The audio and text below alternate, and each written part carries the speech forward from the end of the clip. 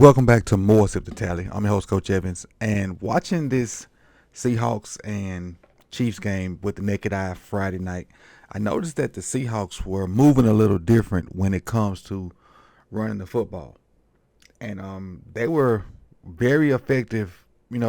Gashing Kansas City with similar but different type of runs, but they didn't look like that in the past, and just from seeing what they did in this game, I can be a little bit excited about how Seattle's going to run the ball moving forward because they're going to need to run the ball with Sam Darnold at quarterback, and or if they ever go to Milroe or whoever else, because none of them are quote unquote great passers.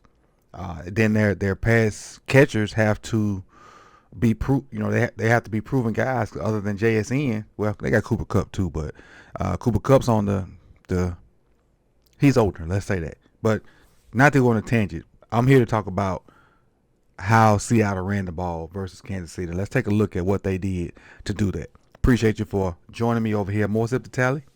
Let's go.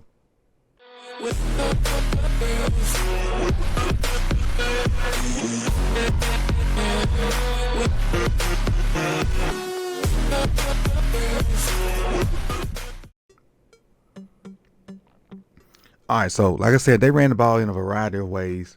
On this play, the first one is inside zone.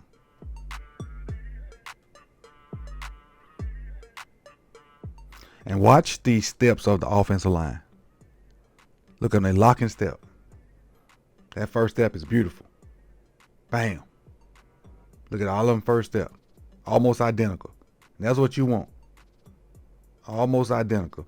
Now, in this type of scheme, defenses have to stay gap sound. If you get out of your gap and you got a back with good vision and recognize it, they're going to hit exactly where you came from. So all these guys with the red on need to stay in their gaps, or Charbonnet is going to find it. So you got a hat on everybody. Left tackle, left guard, center is going to the second level, leaving that play side A linebacker for the fullback. Backside tackle got 99. Backside guard got 99. Backside tackle got 56. Then the tight end is going to seal Leo Chanel on that back end. And the seal's right there. Look at the hole. So everybody's blocked but the DB, which is what you want. Great run. Great job of getting a hat on the hat. Great job of vision by Charbonnet. Good run. I think this was early in the game. Might have been the first play. Good run to start them off with. But that was the inside zone with the fullback lead. This next one.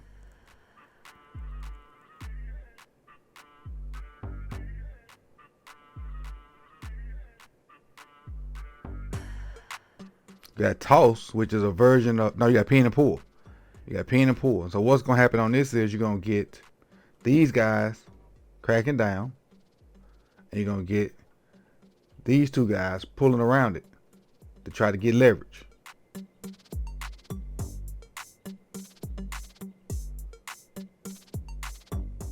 you got your down blocks by your receivers.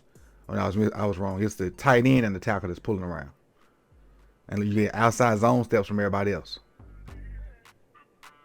So you get the 19, I think that's Bobo, down on 56. You get 83 down on 13.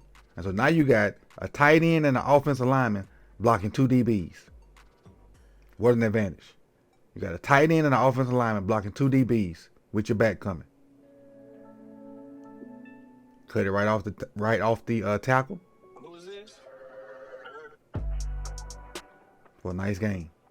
Nice game with the pin and pull. They work the edges very well, in my opinion. This one is wide zone, but from the hip. Now the step should be a little different from the offensive line. It should be like a little bucket step, the little drop step, trying to get width, and then you're trying to get like a fourth of your defender. So this is a great step by the center. Look at the center. Drop step. And look at him get on the outside. That's what you need. That's a good job by the center. Go out to 72. And the way we used to teach you get 3 steps to hook them. If you can't hook them in 3 steps, you got to run them wide. There's also a good job by the guard that combo with the center. Get up on second level. Great footwork to get to second level. Now, backside tackle, you got waylaid. Backside guard, you got waylaid. But still, even with the guard getting pushed down like this, his job is done right there. Because 54 can't readily get in the hole.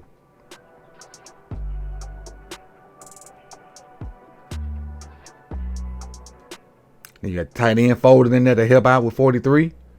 And you got good. Look at this little cut right here by Charbonnet. There's a lot of trash right there. The little bounce to the right.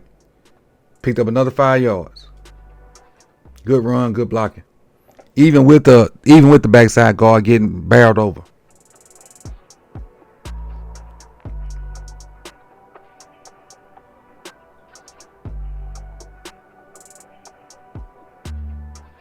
You got split zone on this one.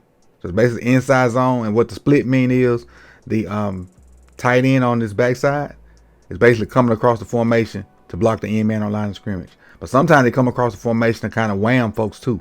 But that would be more of a wham. But split zone, he come all the way across to try to block the first man, the first color off this edge over here. So running it. Look at the steps. Now that's a bad step by 75. Terrible step by 75. And which allows 99 to kind of penetrate a little bit. But because he gets enough on him to just pop him out of that hole and stay with it, boom. And you just, a lot of times the flow, because you overflow. And you get that end man on line of scrimmage. And if the back can bend the back, there it is right there. Because technically the play is designed to go this way. But with all these guys flowing that way hard, if you can bend it right behind the crevice, you should be good. You should be looking to bend this. Especially with that tight end coming to kick out this dude over here. You should be looking to bend this back. They did. Touchdown. Let's go to the next one. These are some backups are in now. This is George Haloni, or Haloti, however you say his name. And this is a little toss, but it's still wide zone. Watch the center. Great job by the center. Snapping and stepping. The defensive tackle hadn't even moved yet.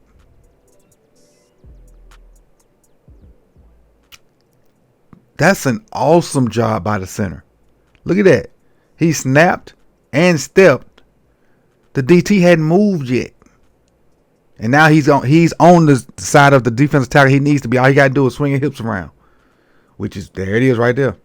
So looking at the left tackle. Left tackle on 90. The guard should bang him to help him get hooked. And now, this is what I talk about, the overflow. Because this linebacker has to have this gap. He's going to try to beat this over the top because it's toss, and watch what happens. He's trying to get over top, and look at the gap he creates. He creates that gap by trying to get over the top and not staying where he's supposed to be. And that's what zone do for you. It makes your defense, you have to be extremely disciplined. And if you're not, you get gashed for runs like that. You get wide zone again, this time with a fullback.